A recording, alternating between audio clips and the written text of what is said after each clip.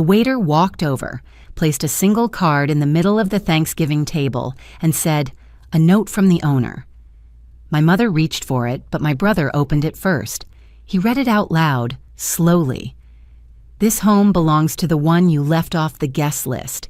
Enjoy the warmth." Hi, I'm Emily, the youngest, the quiet one, the one they thought they could erase with a group text and a fake smile.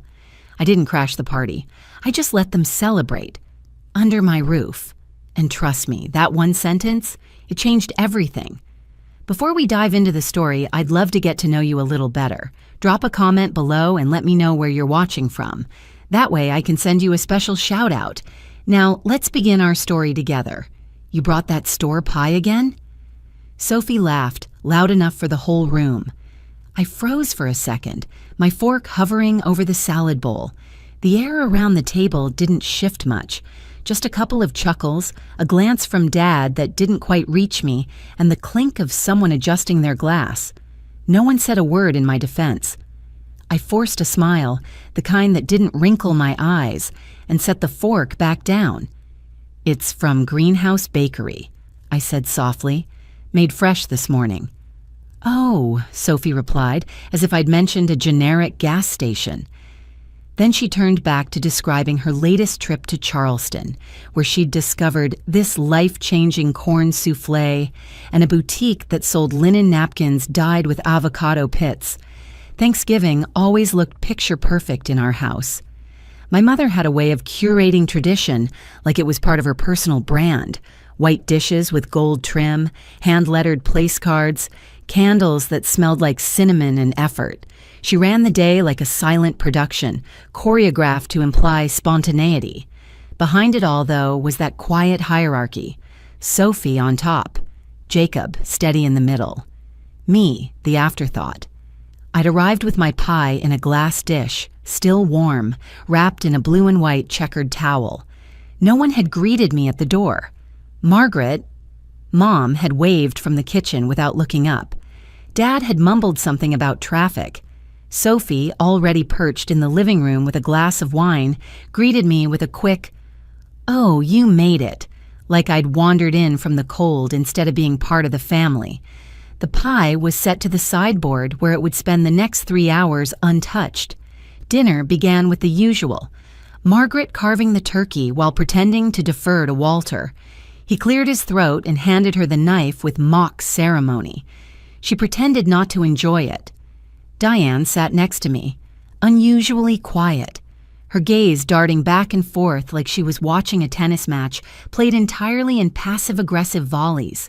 When Margaret complimented Sophie's stuffing, dry and over-salted, but beautifully presented in a ceramic dish, I felt something tighten behind my ribcage. "You really outdid yourself," she beamed. "This feels gourmet." I waited. Nothing came my way. After a few minutes of silence, I spoke. "I'd love to help plan next year's dinner, or at least bring something more substantial." Margaret didn't even look up.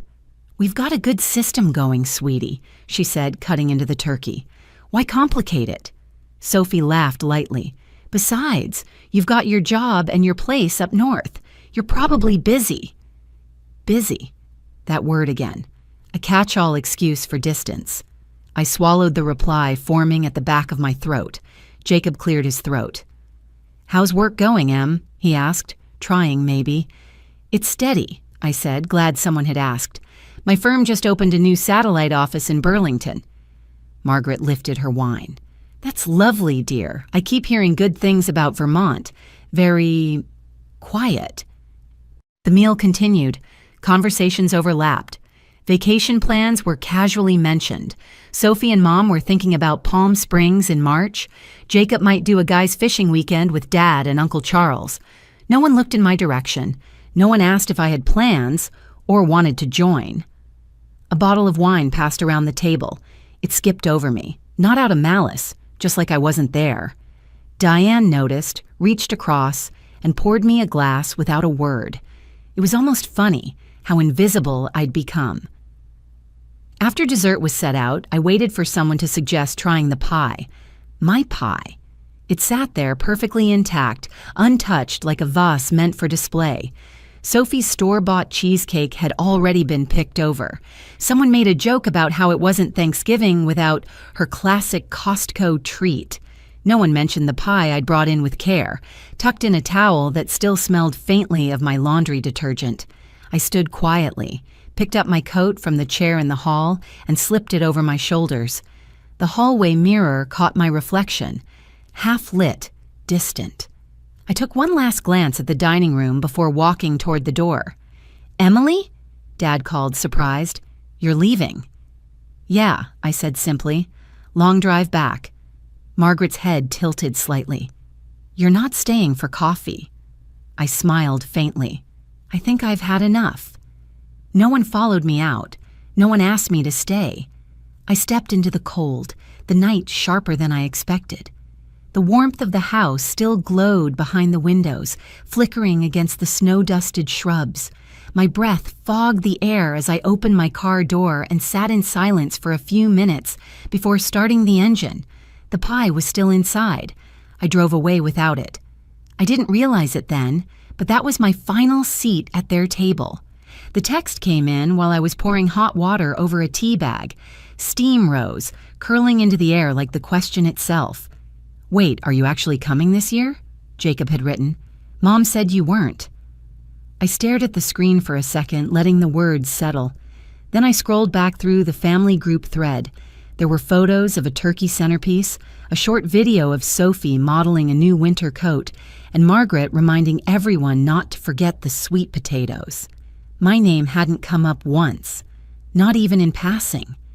The pine candle on my counter flickered. I sat down on the bar stool, still holding my phone. I hadn't been told anything. I tapped out a reply. I hadn't heard I wasn't, but thanks for the heads up. 3 dots appeared, then disappeared, then nothing. It was only October, but Vermont already felt like late November. Quiet, cool, deliberate. My apartment was small but warm, the kind of place I'd once dreamed of when I lived in the attic back home. My own dishes, my own furniture. I had a bookshelf that smelled faintly of lemon oil, and a couch just soft enough to fall asleep on. I'd carved a corner of peace for myself, but that text from Jacob, it carved something else, something sharper. 2 weeks earlier, I'd sent $1,500 to Margaret. She had mentioned needing help with holiday logistics on a call that felt more like a transaction. I had sent the money with a short note. "Hope this makes things easier." No response. No thank you, just silence. So I called. Margaret picked up on the 4th ring. "Hello?" "Hey, Mom, quick question. Am I not invited this year?" She paused. "Just long enough." "Oh, honey, it's just that we're keeping it simple. Immediate family only." "I am immediate family." Another pause. Longer. "We just thought it might be easier, less tension." "Tension?" I repeated. "Well," she said carefully, "Sophie's been through a lot, and your father's not feeling his best. We didn't want to overcomplicate." Overcomplicate? I nearly laughed. I'd paid for a dinner I wasn't allowed to attend, and I was the complication. "I understand," I said, but I didn't. We hung up. I stood there in the middle of my kitchen, hands cold. Then I opened my laptop. The estate in Stowe wasn't hard to find. Margaret had talked about it before, how charming it was, how she was considering renting it this year. Rustic beams, mountain views, catered kitchen. On a whim, I checked the property's availability. Still open. It was expensive, very expensive. I stared at the listing a while, long enough for my tea to go cold. The next morning at work, I mentioned it to Lauren during our coffee break. We were sitting by the window watching the first real snow dust the parking lot. "They're holding Thanksgiving without you?" she asked, squinting. I nodded. "But you paid for it?" I nodded again. She leaned back. "So rent out the whole damn place before they do." I blinked. "I'm serious," she said. "Don't fight them, just outplay them." It wasn't said in anger. It was said in clarity. A simple equation. If I was going to be left out, I might as well own the room they celebrated in. That night, I poured a glass of wine and opened my laptop again. I made a few calls. Used the LLC I'd created years ago for freelance consulting work, Hartwell and Wild, a name no one in the family would recognize. I signed the paperwork electronically. By the end of the week, the estate was mine for the entire holiday weekend. I didn't tell anyone, didn't gloat, didn't drop hints. I just let the silence stretch, like they had. The snow outside deepened. I folded the confirmation email into a new folder marked Personal, then shut my laptop. They had planned to cut me out, so I let them. But this time, they'd be doing it under my roof. "Oh, the lighting in here is just stunning," I heard my mother say, her voice crisp through the security feed. She was holding a glass of wine, dressed in her usual cream cashmere and pearls. It better be, for that price. The camera angle from the main hallway showed the high ceilings I had fallen in love with the moment I saw them. The way the afternoon light spilled through the tall windows, warming the walnut floors and dancing off the brushed brass fixtures. I had stood in that exact entryway just weeks before, silently imagining how they'd react if they knew. They didn't. From my living room in Burlington, I sat cross-legged on the couch, laptop open in front of me. I had set up the stream earlier with the estate staff, who thought I was simply an out-of-town owner wanting to check in. The head server, David, had even given me a quiet wave to the camera when they began prepping. It was Thanksgiving Day, and my family was celebrating inside a home I owned, thinking it was just another high-end rental. Margaret floated through the dining area, commenting on the crown molding and the hand-blown glass chandelier, like she'd selected every detail herself. I watched her finger trace the edge of a menu card, which bore the discreet H&W Holdings logo at the bottom. No one seemed to notice. Sophie was already seated at the table, arranging her napkin just so. Her laughter carried across the room, too loud for the setting. She complimented the floral arrangement in the foyer and mentioned to someone off-screen how this year's dinner just felt more elegant. My brother Jacob stood near the drink station, looking slightly out of place. His tie wasn't quite straight, and he kept adjusting it. I leaned back into the couch, feeling the soft pressure of my dog's head resting against my ankle. Even he seemed to understand the moment. It wasn't revenge I felt. It wasn't even satisfaction. Just stillness. For years, I had asked to be seen.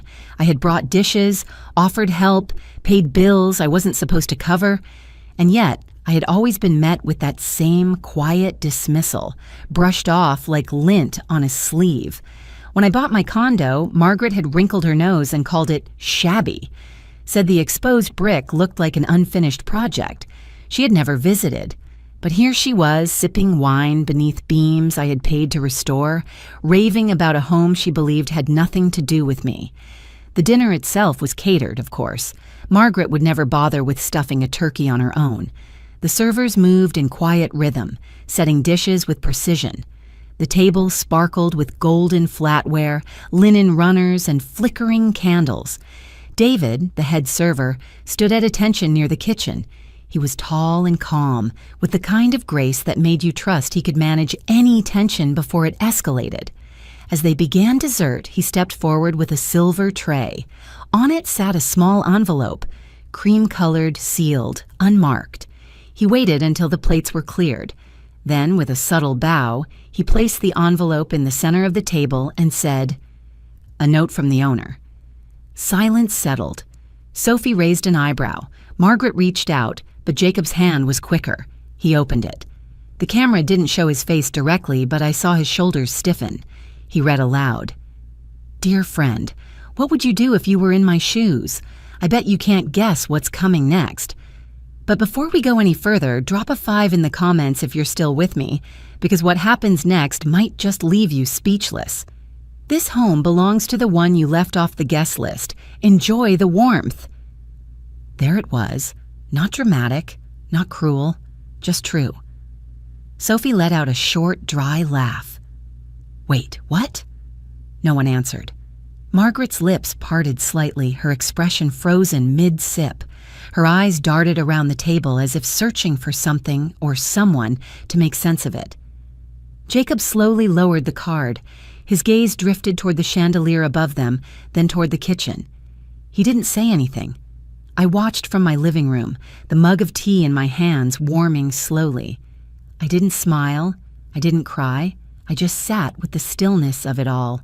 Sometimes, the most powerful thing you can do is step out of the room and let the truth take your place.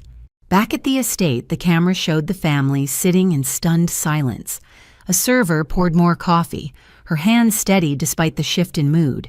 Diane, seated at the far end, looked down at her napkin, then glanced toward Jacob. No one moved.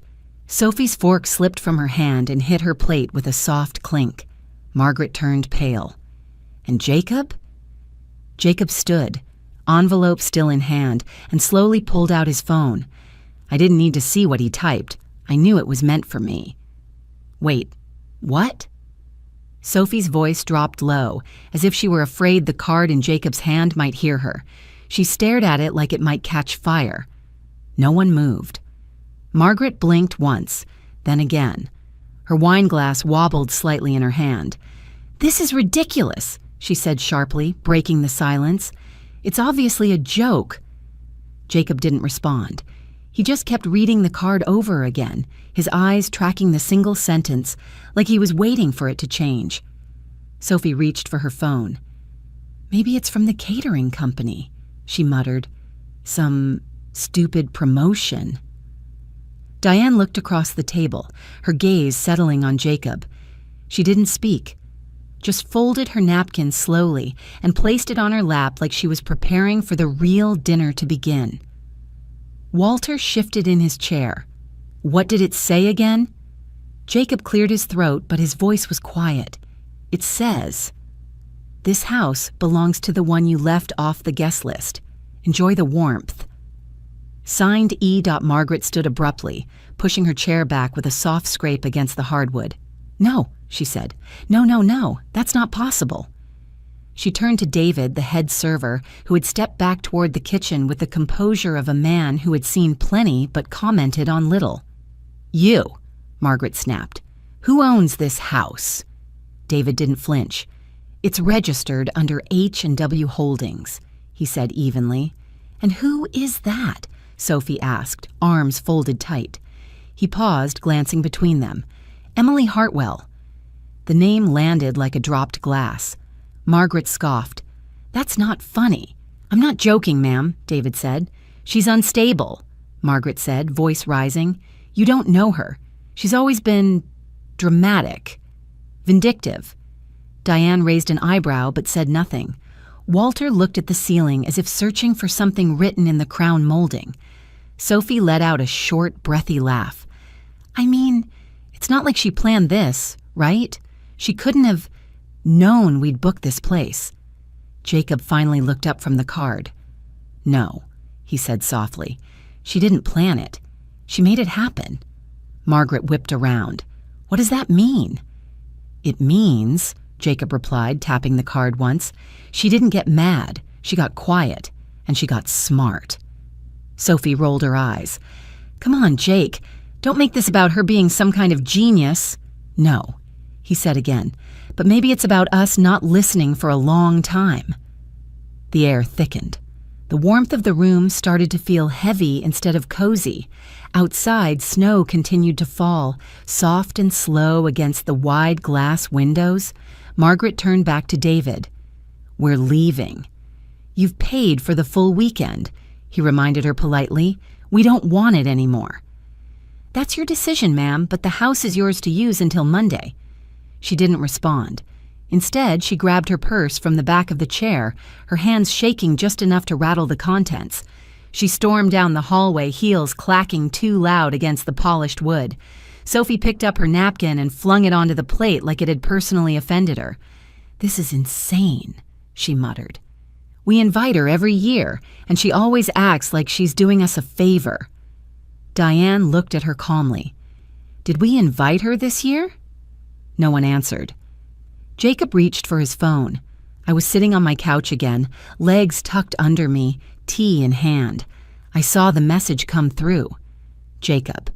I didn't know. I swear I didn't know. I thought for a moment.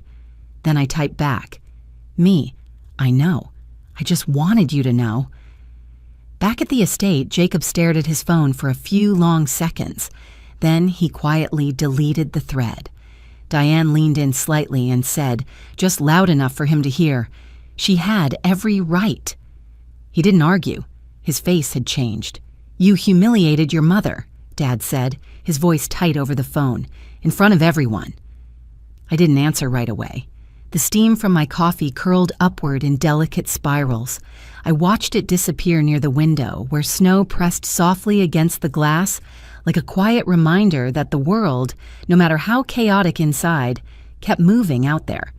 "She's not eating," he added after a pause. "She locked herself in the bedroom, says she can't even look at her phone." I took a slow sip.